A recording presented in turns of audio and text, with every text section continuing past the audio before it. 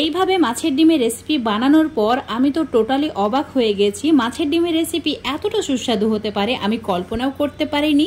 আজকে তোমাদের সঙ্গে মাছের ডিমের দারুণ সুস্বাদু একটা রেসিপি শেয়ার করব। এইভাবে রান্না করলে মাছের ডিমের একদমই আস্তে গন্ধ থাকবে না, আর খেতে হবে দারুণ সুস্বাদু। তো রেসিপিটা বানানোর জন্য ফ্রাই প্যান বা কড়াইয়ে জল নিয়ে নিতে হবে।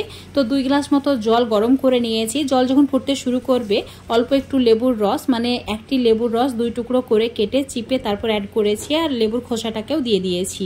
তারপর যতটুকু মাছের ডিম রান্না করতে চাও সেটাও এই জলের মধ্যে দিয়ে দিতে হবে। এবার চুলোর ফ্লেম মিডিয়াম টু হাই রেখে 5 মিনিট রান্না করে নিতে হবে, ভালোভাবে যাতে সেদ্ধ হয়ে যায় আর মাছের আস্তে গন্ধটা চলে যায়। তাই 5 মিনিট অবশ্যই রান্না করে নেবে। লেবুর খোসা দুটো ফেলে দিচ্ছি। তারপর আবারও 1 মিনিট মতো এইভাবে নাড়াচাড়া করে নিয়েছি। এখন একদম জলটাকে ঝরিয়ে নিতে হবে।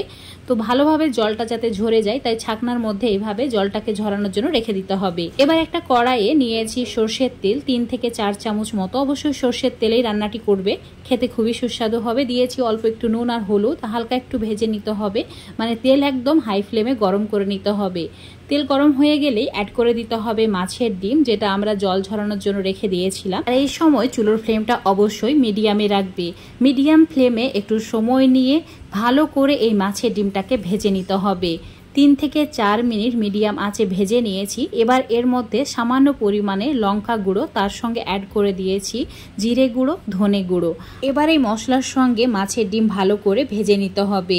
একটু ভাজা ভাজা হয়ে গেলেই একটা প্লেটের মধ্যে তুলে রেখে দিতে হবে। 3 থেকে 4 মিনিট মতো ভেজে নিয়েছি, তো একটা প্লেটের মধ্যে রেখে দিচ্ছি।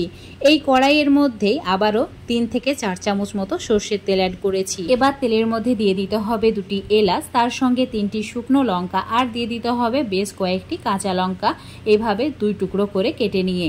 লঙ্কার কালার ব্রাউন হয়ে গেলেই অ্যাড করে দিতে হবে 2টি বড় সাইজের পেঁয়াজকে স্লাইস করে কেটে নিয়ে।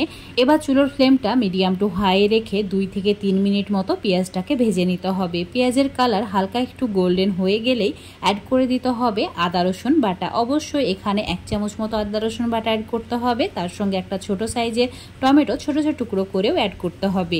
আবারও 2 থেকে 3 মিনিট ভালো করে একটু ভেজে নিচ্ছি। দেখতেই পাচ্ছ সমস্ত কিছু একদম ভালোভাবে ভাজা হয়ে গেছে, আর টমেটো অনেকটাই নরম হয়ে গেছে। এবার অ্যাড করে দিতে হবে ভেজে রাখা মাছের ডিম, তার সঙ্গে হাফ কাপ মতো জল। এইভাবে অল্প একটু জল অ্যাড করলে মাছের ডিম খাওয়ার সময় দাঁতের ফাঁকে আটকে যাবে না, আর এটা খেতে অনেকটাই নরম হবে। তো এইভাবে 2 থেকে 3 মিনিট মতো নাড়াচাড়া করে কষিয়ে নিয়েছি। এবার অ্যাড করে দিতে হবে স্বাদ মতো নুন, আর তারই সঙ্গে দিয়ে দিতে হবে সামান্য পরিমাণে কাশ্মীরি লঙ্কার গুঁড়ো। এটা অপশনাল, না থাকলে না দিলেও হবে। আর দিয়ে দিতে হবে অল্প একটু গোলমরিচ গুঁড়ো। আবার একটু সময় নিয়ে কষিয়ে নিতে হবে। চুলোর ফ্লেমটা এই সময় মিডিয়াম টু লো রাখতে হবে। লো ফ্লেমে এই সময় রান্না করলে রান্নার স্বাদ অনেক গুণ বেড়ে যায়। এবার অল্প একটু ধনেপাতা কুচি অ্যাড করতে হবে, আর তার সঙ্গে অবশ্যই একটু গন্ধরাজ লেবু অ্যাড করে দেবে, না থাকলে নর্মাল লেবু অ্যাড করা যাবে। ভালো করে আবার সমস্ত কিছু মিশিয়ে নিতে হবে। আর চুলোর ফ্লেমটা একদম লো রেখে 2 থেকে 3 মিনিট মতো এইভাবেই নাড়াচাড়া করে সমস্ত কিছু মিশিয়ে নিতে হবে। মেশানো হয়ে গেলেই ব্যাস এটা রেডি হয়ে যাবে গরম ভাতের সঙ্গে খাওয়ার জন্য। গরম ভাতের সঙ্গে এইরকম মাছের ডিমের রেসিপি অসাধারণ লাগে। আজকের এই মাছের ডিমের রেসিপিটা যদি তোমাদের ভালো লেগে থাকে অবশ্যই লাইক শেয়ার কমেন্ট করে দেবে, আর বাড়িতে অবশ্যই একবার ট্রাই করে দেখবে।